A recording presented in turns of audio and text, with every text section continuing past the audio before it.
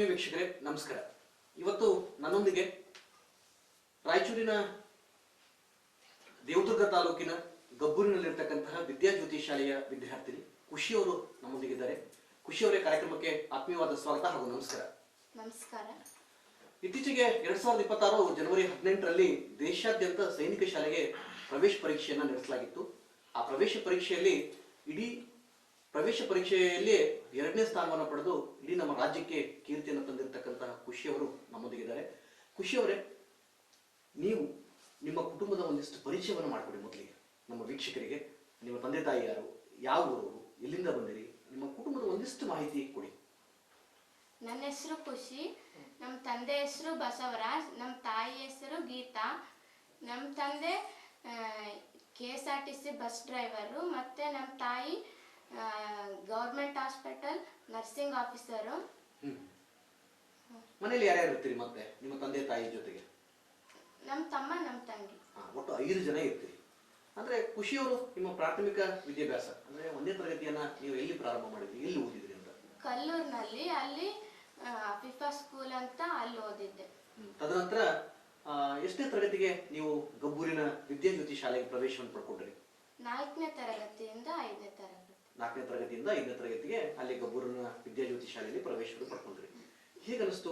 ಈಗ ನಿಮ್ಮ ಮೊದಲನೇ ಶಾಲೆಯಲ್ಲಿ ಇರ್ತಕ್ಕಂತಹ ಪಠ್ಯಕ್ರಮಕ್ಕೂ ಮತ್ತು ಇಲ್ಲಿರ್ತಕ್ಕಂತಹ ಪಠ್ಯಕ್ರಮಕ್ಕೂ ಬಹುಶಃ ಅದು ಭಿನ್ನವಾಗಿರ್ತದೆ. ಪ್ರವೇಶ ಪರೀಕ್ಷೆ ಅಂತ ತಕ್ಷಣನೇ ಭಿನ್ನವಾಗಿರ್ತದೆ. ಈ ನವೋದಯ ವಿದ್ಯಾಜ್ಯೋತಿ ಶಾಲೆಯಲ್ಲಿ ಯಾವ್ಯಾವ ವಿಷಯಗಳನ್ನೆಲ್ಲ ನೀವು ಓದ್ತಾ ಇದ್ದೀರಿ ಅಂತ?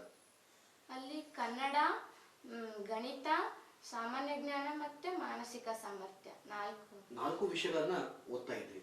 ಅಂದ್ರೆ ನೀವು ಈ ವಿದ್ಯಾಜ್ಯೋತಿ ಶಾಲೆಯಲ್ಲಿ ಪ್ರವೇಶವನ್ನ ಪಡ್ಕೊಂಡು ಈ ಪರೀಕ್ಷೆಗೆ ಹಾಜರಾದಾಗ ಒಟ್ಟು ಎಷ್ಟು ಅಂಕಗಳು ಬಂದವು ನಿಮ್ಗೆ? ನನಗ 281 ಅಂಕಗಳು ಬಂದವು. ಸೊ 281 ಅಂಕಗಳನ್ನ ಪಡೆದು ಈ ಪರೀಕ್ಷೆಯಲ್ಲೇ ನೀವು ದ್ವಿತೀಯ ಸ್ಥಾನದಲ್ಲಿ ಇದ್ದೀರಿ. ಇವತ್ತು ದೇಶಾದ್ಯಂತ ಪರೀಕ್ಷೆ ನಡೆದಿರ್ತಕ್ಕಂಥ ಪರೀಕ್ಷೆಯಲ್ಲೇ ನೀವು 2ನೇ ಸ್ಥಾನದಲ್ಲಿ ನೀವಿದ್ದೀರಿ. ಹೇಗೆ ರಿಸಲ್ಟ್ ಬಂದಾಗ ಹೇಗೆ ಅನಿಸ್ತು? ನನಗೆ ಬಹಳ ಖುಷಿ ಆಯ್ತು. ಆದ್ರೆ ನಾನು ಅಷ್ಟು ಬರ್ತದೆ ಅಂತ ಅನ್ಕೊಂಡಿದ್ದಿಲ್ಲ. ಬಂದ್ಮೇಲೆ ಬಹಳ ಖುಷಿ ಆಯ್ತು. ಅಂದ್ರೆ ನೀವು ನಿರೀಕ್ಷೆನ ಮಾಡಿರ್ಲಿಲ್ಲ, ಅಂದ್ರೆ ನಿಮ್ಮ ನಿರೀಕ್ಷೆಗೂ ಮೀರಿ ನೀವು ಅಂಕಗಳನ್ನು ಪಡ್ಕೊಂಡಿರ್ತಕ್ಕಂಥದ್ದು ತುಂಬಾ ಖುಷಿ ಆಯ್ತು. ಸೊ ಇಷ್ಟು ಅಂಕಗಳನ್ನು ಪಡಿಲಿಕ್ಕೆ 281 ಅಂದ್ರೆ ಸಾಮಾನ್ಯ ಅಂಕಗಳಲ್ಲ, ಹೌದಾ? ತುಂಬಾ ಶ್ರಮ ಇದೆ ಇದರಿಂದ.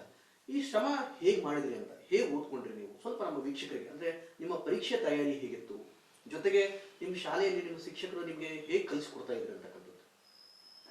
ಚಂದ ಕಲಿಸ್ಕೊಡ್ತಿದ್ರು. ಅವರು ಒಂದು ವಿಷಯ ಹೇಳಿದ್ಮೇಲೆ ಸ್ವಲ್ಪ ಟೆಸ್ಟ್ ಇಡ್ತಿದ್ರು. ಆದ್ಮೇಲೆ ಆ ಟೆಸ್ಟ್ ಆದ್ಮೇಲೆ ಒಂದೊಂದು ಚಾಪ್ಟರ್ ಹಂಗೆ ಟೆಸ್ಟ್ ಇಡ್ತಿದ್ರು. ಟೆಸ್ಟ್ ಆದ್ಮೇಲೆ ಒಂದು ಪೇಪರ್ ಕೊಟ್ಟು ಅದನ್ನ ರಿವಿಷನ್ ಮಾಡ್ತಾ ಇದ್ರು. ಜೊತೆಗೆ ನೀವು ಕೂಡ ನಿಮ್ಮ ರೂಮಲ್ಲಿ, ಅಂದ್ರೆ ನಿಮ್ಮ ಹಾಸ್ಟೆಲ್ ಇರ್ತಕ್ಕಂಥ ಅಲ್ಲಿ ಹೇಗೆ ತಯಾರಿ ನಡೀತಾ ಇತ್ತು? ಅಲ್ಲಿ ಓದ್ಬೇಕು, GK ಮತ್ತೆ ಮ್ಯಾಥ್ಸ್ ಪ್ರಾಕ್ಟೀಸ್ ಮಾಡ್ಬೇಕು, ಮತ್ತೆ GK ಕನ್ನಡ ಓದ್ಬೇಕು. ಅಲ್ಲೆಲ್ಲ ನಿಮ್ ಸ್ನೇಹಿತರೆಲ್ಲ ಇರ್ತಿದ್ರಲ್ಲ, ಅವ್ರ ಜೊತೆ ಎಲ್ಲ ನಿಮ್ಮ ಹೇಗೆ ನಡೀತಾ ಇತ್ತು ಕ್ರಿಯೆ ಎಲ್ಲ, ಓದೋ ಅಭ್ಯಾಸ ಎಲ್ಲ ಹೇಗೆ ನಡೀತಾ ಇತ್ತು? ಚರ್ಚೆ ಮಾಡ್ತಾ ಇದ್ರ ಸ್ನೇಹಿತರ ಜೊತೆ? ಅಂದ್ರೆ ಈಗ ಕ್ಲಾಸ್ ಅಲ್ಲಿ ಹೇಳ್ಕೊಟ್ಟಿರ್ತಕ್ಕಂಥದ್ದನ್ನ ಬಂದು ಮತ್ತೆ ನಿಮ್ ರೂಮ್ ಅಲ್ಲಿ ಚರ್ಚೆ ಮಾಡ್ತಾ ಇದ್ರೆ ನಿಮ್ಮ ಸ್ನೇಹಿತರ ಜೊತೆ? ಸ್ವಲ್ಪ ಚರ್ಚೆ ಮಾಡ್ತಾ ಇದ್ರಿ. ಸೊ ಅದು ಕೂಡ ನಿಮ್ಗೆ ಬಹುಶಃ ಸಹಾಯ ಆಗಿದೆ ಅಂತ ಅನ್ಸುತ್ತೆ ಅಲ್ವಾ? ಬಹಳ ಸಹಾಯ ಆಗಿದೆ. ಅದ್ರ ಜೊತೆಗೆ ನಿಮ್ಮ ಊಟದ ಪದ್ಧತಿ ಹೇಗಿತ್ತು? ಏನ್ ಊಟ ಮಾಡಿದ್ರೆ, ಈಗ ಪರೀಕ್ಷೆ ಅಂತಂದ ತಕ್ಷಣ ಚೆನ್ನಾಗಿ ಊಟ ಮಾಡ್ತಿದ್ರೆ ಹೇಗಿತ್ತು ನಿಮ್ಮ ಊಟದ ಪದ್ಧತಿ ಹೇಗಿತ್ತು? ಇಲ್ಲ, ಅಲ್ಲಿ ಹೋದ್ಮೇಲೆ 2 ತಾಸು ಬರಿಬೇಕಲ್ಲ, ಅದಕ್ಕೆ ಚಂದ ಊಟ ಮಾಡಿ ಸ್ವಲ್ಪ ನೀರು ಕುಡಿದು ಹೋಗ್ಬೇಕು. ಹೋಗಿ ಚಂದ ಬರ್ದು ಬರ್ಬೇಕು. ಅಂದ್ರೆ ಎಂತ ಆಹಾರವನ್ನ ನೀವು ಸೇವನೆ ಮಾಡ್ತಾ ಇದ್ರಿ ಅಂತ, ಯಾವ ರೀತಿಯಾಗಿರ್ತಕ್ಕಂಥದ್ದು? ಈಗ ಮನೇಲಿ ಅಂದ ತಕ್ಷಣ ಅಪ್ಪ ಅಮ್ಮ ಏನ್ ಮಾಡ್ತಾರೆ, ಚೆನ್ನಾಗಿ ಉಣ್ಲಿ ನನ್ನ ಮಗಳು ಅಂತೇಳಿ ಹೊಟ್ಟೆ ತುಂಬಾ ಊಟ ಹಾಕ್ತಾರೆ ಅಲ್ಲ, ಹೊಟ್ಟೆ ತುಂಬಾ ಏನೆಲ್ಲ ಬೇಕಿದ್ದೆಲ್ಲ ಮಾಡ್ತಾರೆ. ನಿಮ್ಮ ಈ ಸಾಧನೆ ಅಂತಕ್ಕಂಥದ್ದು, ಸಾಧನೆ ಹಿಂದೆ ಪರಿಶ್ರಮ ಕೂಡ ಇರ್ತದೆ. ಅಂದ್ರೆ ಊಟ, ನಿಮ್ಮ ಸಾತ್ವಿಕ ಆಹಾರ ಹೇಗಿತ್ತು ಅಂತಕ್ಕಂಥದ್ದು ಸ್ವಲ್ಪ ನಮ್ಮ ವೀಕ್ಷಕರಿಗೆ ಅದು. ಅಲ್ಲಿ ಚಂದ ಮಾಡ್ತಿದ್ರು, ಎಲ್ಲ ತರಕಾರಿ ಹಾಕಿ ಚಂದ.